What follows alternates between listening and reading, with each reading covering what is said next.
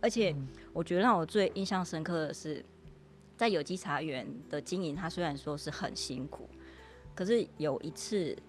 我们收到一个讯息，就是有一位大哥，他因为生病癌症，所以他长期买我们家的有机茶。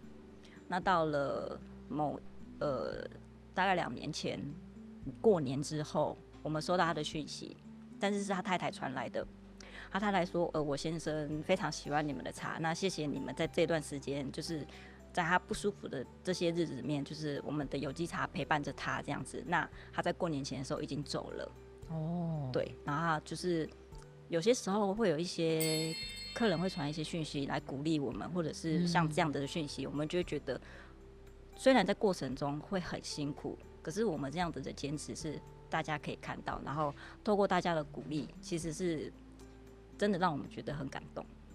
对。然后还有就是小孩子愿意接受，我们也觉得这是一个上天的礼物。对。